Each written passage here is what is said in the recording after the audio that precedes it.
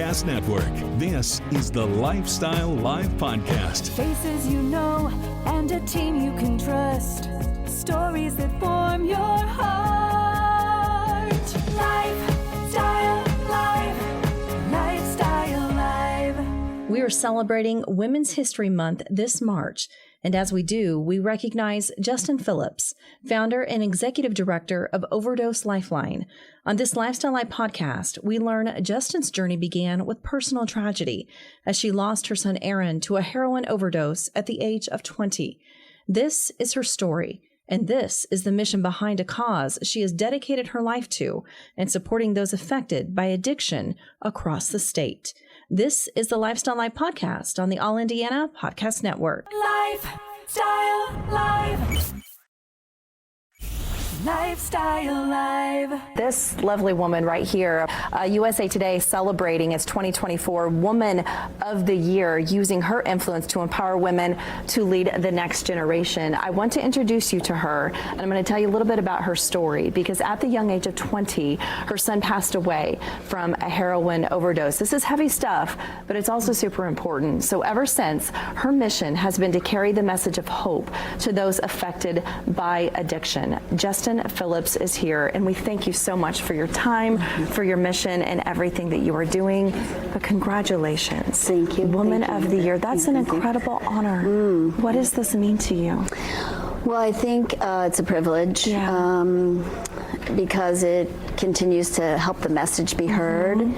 It's a stigmatizing cause of death. It's a stigmatizing disease, and the more we can normalize it by talking about it. But ever since, you have been a part of this nonprofit organization called Overdose Lifeline. Tell us about what that is and how it really helps people out there who need it.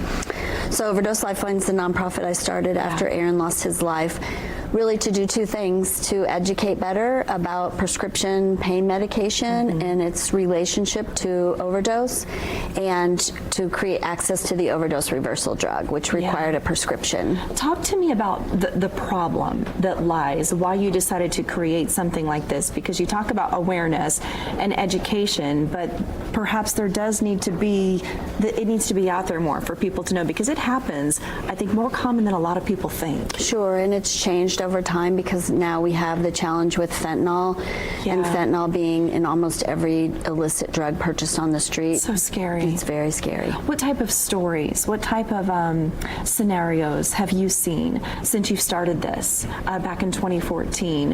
What have you heard from people who perhaps have benefited from what you're doing? So it's kind of twofold. We try very hard, because it's very important to support the loved ones who've lost. Family members. Yes, family members. So we're doing that today on Black Balloon Day. Yes. And we have support groups.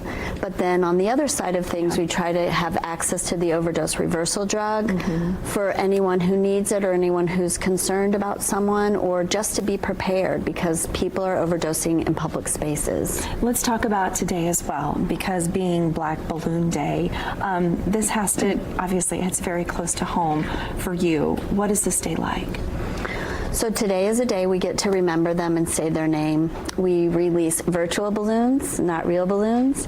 We have opportunities for people to do that through social media, through our website. We don't want them to be forgotten. That's the hardest part, the permanence. And I think as a mom, 100%. That's why you do what you do, right? 100%. Because there has to be a reason behind all of this. Something good has to come from it. And I would imagine that's a big part of your purpose. Yes, something good, and to be remembered. Yeah, to be always remembered. What do you think your son would think about the work that you're doing today?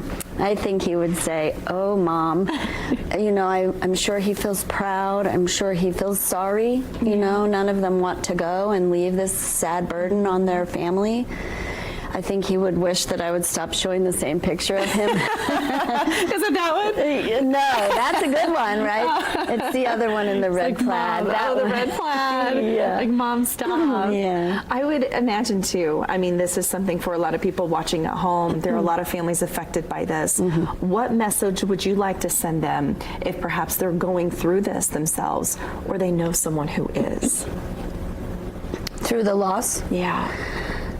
Or perhaps through their own family members' loss, or right. if they have a son or daughter dealing with addiction. Yeah, I think the answer really is for both. To find yourself a community of people who are also experiencing the same thing, so you don't feel alone, so that you have resources to support you. There's no need to be alone, and community is the only thing that we have to be together. So we do have that in Indianapolis for people who've lost, and then we have some programs also that people can find online. Strength in numbers, for sure. Justin, thank you so much for being here, Thank you for sharing your story and the mission that you've created all those years ago. We appreciate it. Thank you so much. Lifestyle Live. Lifestyle Live. From the All Indiana Podcast Network, this is the Lifestyle Live Podcast. Thank you for listening. Be sure to like, follow, and subscribe to this podcast wherever you get your podcasts. And connect for even more on Facebook and at lifestylelive.tv.